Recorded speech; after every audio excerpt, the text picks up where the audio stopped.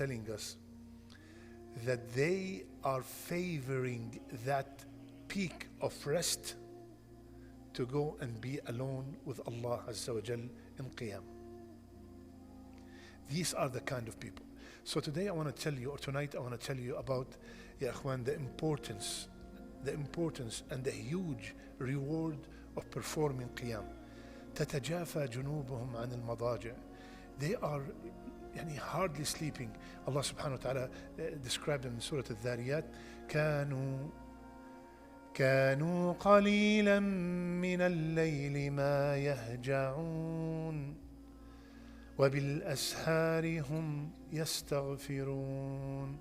Allah, when He was praising the muttaqeen, He said they hardly slept. قليلا, they sleep very little. And what are they doing at the time of suhoor? They're making istighfar. وبالأسحار, at the time of suhoor, which is in the last third of the night, they are making istighfar. They are asking Allah subhanahu wa ta'ala to forgive them. May Allah make us among them, ya akhwan. So the importance of Qiyam al-Layl. So listen to me, because now we are coming to the season where it is the easiest time of the year to perform Qiyam and to perform Siyam. You know, there's our righteous predecessors, they used to say, Al-Rabi' al-Shita' Rabi' al-Mu'min. Winter is the spring of the believer. The day is short, he fasts, and the night is long, he prays Qiyam. That's why the mu'min, he looks forward for the winter. He looks forward for the winter. The days, 6:30 till 5:30, 11 hours of fasting, which is nothing. And Qiyam, imagine, from 5:30 to 6:30, 13 hours of Qiyam. So, let's start to train ourselves to perform this great ibadah that Rasulullah ﷺ said, the best salat after what we just prayed now, the fard, is Salat al-Qiyam. The best salat after Fajr, Dhuhr, Asr, Maghrib, Isha, the fard, is Salat al-Qiyam. That's number one. Number two, Rasulullah sallallahu alayhi wa sallam, listen to these 5 rewards, each one is better than the other for the person who pray Qiyam. I want to, myself and you, to leave tonight with the intention that I am going to change my life and become from the people. I hear a lot of people speak about Tahajjud and Qiyam. Tonight, inshallah ta'ala, I'm going to leave the masjid becoming one of them. Say Ameen, inshallah. All right, listen to this. Ishaq ibn Mansur narrated from Israel with his another chain from Bilal and Rasulullah sallallahu alaihi wasallam. He said, hold fast to Qiyam al-Layl. Hold fast to Qiyam al-Layl, because it is the practice of the righteous. It is the practice of the righteous. So immediately your label, you are a righteous person if you pray Qiyam. And it is a means of getting close to Allah Azza wa Jal. Qiyam al-Layl bring you close to Allah Azza wa Jal. It is the means for prevention from sin. The more we pray Qiyam, the harder it is for the person to commit sins. It is an expiation for bad deeds. It erases bad deeds. And, subhanallah, listen to the last one. And a barrier of the body against diseases. Close to Allah, erase sins, stay away from the major sins, and also you have a full coverage insurance. Subhanallah. So if someone comes and tells you, Allah ya Shaykh, I'm feeling very sick all the time and all, yeah, of course you tell them go see a doctor, but at the same time he said, you know what, I'm going to prescribe something for you. Get me a piece of paper. 2 rak'ahs at 3 a.m. 3 rak'ahs at 5 a.m. and see me in 1 week. 3 rak'ahs mean that witr, right? Keep your witr till the end. You know, remember we spoke about this before. The witr is of 3 levels. Salat al-witr, 3 levels. Good, better, best. Good, you pray it now. That's good. After you finish your Isha. Better when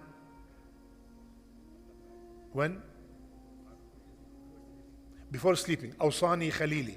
Abu Hurairah radiallahu anh, he said, Awsani Khalili. Look at this beautiful term. He said, my best friend gave me a wasiyah. Yani Rasulullah sallallahu alayhi wa sallam. One of them is fast 3 days of every month, and make sure you pray witr before you sleep. And the best one is when you finish your tahajjud before Fajr. Yani you get up, Fajr is at 6 or 5, 6, something like that. You get up at 5:30, you pray 2 rak'ah of qiyam, and then you pray your witr, and you're ready for your Fajr. Right? That is the best form of witr. طيب. Third, Rasulullah sallallahu alayhi wa sallam, he said, the hadith is in Sahih Muslim, there's an hour at night in which no Muslim will ask Allah for the good in this world or the next except Allah will give it to him. Ya akhwan, wallahi, we always have so many things that we want achieved. Ya Sheikh, my son. Ya Sheikh, my daughter. Ya Sheikh, my wife. Ya Sheikh, my husband. Ya Sheikh, my parents. Ya Sheikh, the job. Ya Sheikh, my health.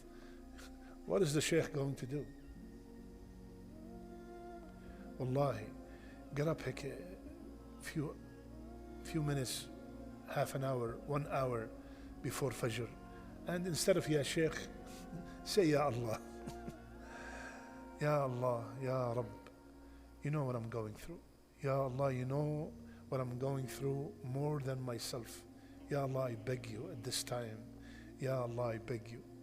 Yani, you left the peace and the comfort of your bed to stand up and pray and beg Allah Azza wa Jal. You think He will disappoint you? Wallahi, He will not disappoint you. But most of the people, they rush. إنكم قوم تستعجلون. You rush. Ya Sheikh, remember the last time I came to you with all these problems, you told me to perform qiyam? I did qiyam, nothing happened. How many times, Sheikh? Wallahi, yani, you could say 2 nights almost. Wallahi, what is this? Like, remember I said last time, it's an Amazon order. Where is my order, ya akhi? I placed an order. What's going on? Astaghfirullah al-azim. What is this? What is the respect, ya akhi? Where is the hope in Allah? Where is the raja? Where is the yaqeen? Where is the tawakkul? Where is the trust? Subhanallah. Where is my subhanallah? So Rasulullah sallallahu alaihi wasallam, another reason, the first hadith, if somebody asks you in a trivia question, what is the first hadith that Rasulullah sallallahu alaihi wasallam said when he got to Medina? O people, afshu salam wa at'imu at-ta'am wa sallu bil-layl wan-nasu niyam. ايش؟ تدخلون الجنة بسلام. That's the first hadith that Rasulullah sallallahu alaihi wasallam mentioned when he got to Medina. Spread salam, feed each other, pray. Imagine that's the first thing he told the people of Medina. And he still, they have not, and this is the first thing they know about Islam, talking about qiyam. And this is the last thing we discuss because this is like, that's the first thing, that's the first hadith. And pray qiyam while people are sleeping, you will enter Jannah in peace. So it's a key to enter, it's a key to enter Jannah. Plus, you remember the hadith of the ghuraf? There's a place in Jannah called ghuraf. These ghuraf, غرف مبنية من فوقها غرف من فوقها غرف مبنية تجري من تحتها الأنهار. Those ghuraf, they are special VIP mansions in Jannah. Ya Rasulullah, liman hiya? Who are these ghuraf for? Who are these ghuraf for? Who remember? 4 things. We discussed this hadith many times. Those ghuraf, Rasulullah ﷺ, they are for a person that does 4 things. Number 1, no. أطاب الكلام. His kalam is طيب. Beautiful speech. وأطعم الطعام. وأدام الصيام. وصلى بالليل والناس نيام. Whoever these 4 becomes a habit, always cheerful, smiling, his speech is kind and loving, he feeds others, he fasts constantly. Finishes Monday, he fasts Thursday. Finishes Thursday, he fasts 3 white days. Ashura, Arafah. And the last one, he prays at night while people are sleeping. Those people, they will get the VIP mansions in Jannah.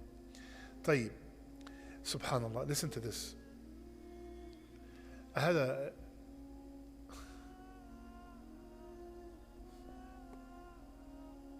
had a sister who came to my office a few weeks ago. And she said, Wallahi, you don't know what you have until you hear someone else. She said, Sheikh, do you know what's my biggest dream for my husband to do? I said, no, wallah, sister, I don't know. She said, to apply this hadith. I said, which hadith? She said, the hadith, no man who gets up in the middle of the night and he wakes up his wife for tahajjud except the rahmah descends upon that household. Imagine that's her dream from her husband. Not a car, a house. She wants her husband to wake her up so they can apply this hadith. Because Rasulullah said, "Ma min rajul," no man who gets up in the middle of the night and wakes up his wife to pray qiyam except the rahmah descends. رحم الله امرئ قام من الليل. The rahmah of Allah would descend upon someone who gets up in the middle of the night and he wakes up his spouse. And that same thing applies to the wife. If she gets up in the middle of the night and she wakes up her husband. Now imagine that is the reward for waking up your wife, or the wife waking up her husband for qiyam. Can you imagine the reward for waking up for fajr? That's an optional, right? So the rahmah descend in that house where they wake up for optional. How about when they wake up for fard? طيب. One more, inshallah. Now listen to this. This is what you're going to do tonight. Rasulullah ﷺ said, whoever goes to his bed, and I think up to now it's all of us, whoever goes to his bed